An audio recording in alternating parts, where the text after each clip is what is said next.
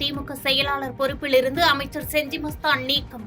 விக்கிரவாண்டியில் இடைத்தேர்தல் நடைபெறும் சூழலில் தெற்கு மாவட்ட பொறுப்பாளராக கௌதம் சிகாமணி நியமனம்.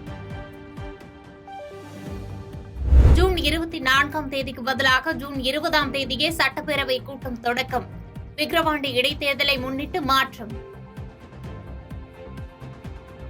போதைப்பொருள் ஒழிப்புக்கான நடவடிக்கைகள் போதாது என மாவட்ட ஆட்சியர்கள் கூட்டத்தில் முதலமைச்சர் மு.க.ஸ்டாலின் கருத்து.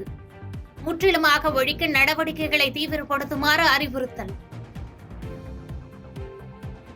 தமிழ்நாட்டில் இன்று முதல் அடுத்த 4 நாட்களுக்கு ஒரு சில இடங்களில் இடி மின்னல் மற்றும் பலத்த காற்றுடன் மழை பெய்யக்கூடும்.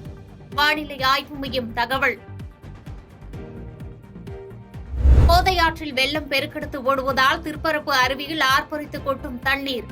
பாதுகாப்பு கருதி திருப்பரப்பு அருவியில் குளிக்க சுற்றுலா பயணிகளுக்கு 3வது நாளாக தடை நீடிப்பு. புதுச்சேரியில் விஷவாயு தாக்கி உயிரிழந்த ஒரே குடும்பத்தைச் சேர்ந்த 2 பெண்களுக்கு தலா ரூபாய் 20 லட்சம் நிவாரணமும் 15 வயது சிறுமியின் குடும்பத்திற்கு ரூபாய் 30 லட்சம் நிவாரணமும் அரசு சார்பில் வழங்கப்படும். மாநில முதலமைச்சர் ரங்கசாமி அறிவிப்பு. விக்கிரவாண்டி சட்டமன்ற இடைத்தேர்தல் தொடர்பாக திமுக நிர்வாகிகளுடன் முதலமைச்சர் மு.க.ஸ்டாலின் ஆலோசனை. வேட்பாளர் தேர்வு, தேர்தல் பணிகள் உள்ளிட்டவை தொடர்பாக விவாதிக்கப்பட்டதாக தகவல். தமிழக அரசால் செயல்படுத்தப்பட்டுள்ள திட்டங்களின் நிலை உள்ளிட்ட பல்வேறு அம்சங்கள் குறித்து முதலமைச்சர் மு.க.ஸ்டாலின் ஆலோசனை. முதல் நாள் கூட்டத்தில் தலைமைச் செயலாளர் சிவதாஸ் மீனா மற்றும் 14 மாவட்ட ஆட்சியர்கள் பங்கேற்பு. நீட் குளறுபடி விவகாரத்தில் தேசிய தேர்வுகள் முகமை பதிலளிக்க உச்சநீதிமன்றம் நோட்டீஸ். மருத்துவ கவுன்சிலிங் நடத்த தடையில்லை என்றும் உத்தரவு. விஷவாயு காரணமாக வீடுகளிலிருந்து பெண்கள் வெளியேற்றம். பாதாள சாக்கடை மூடிகளை அகற்றி ஆய்வு செய்யும் அதிகாரிகள். இதுவரை நடந்த சோதனையில் பாதாள சாக்கடையில் விஷவாயு கசிவு இல்லை என்று புதுச்சேரி ஆட்சியர் விளக்கம்.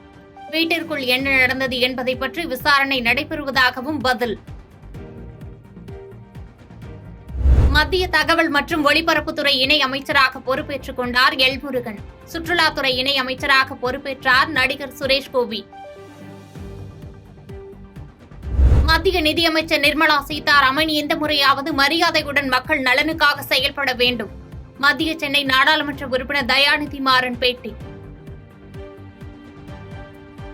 அமெரிக்கா முன்மொழிந்த இஸ்ரேல் ஹமாஸ் இடையேயான போர் நிறுத்த திட்டத்திற்கு ஐநா பாதுகாப்பு கவுன்சில் ஆதரவு.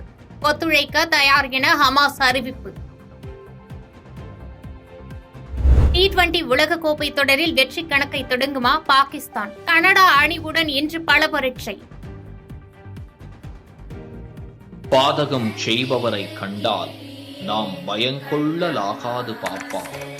மோதி மிதித்து விடு பாப்பா, அவர் முகத்தில் உமிழ்ந்து விடு பாப்பா. அண்மை செய்திகளை உடனுக்குடன் தெரிந்து கொள்ள இணைந்திருங்கள் இயம்நாடு தொலைக்காட்சியுடன்.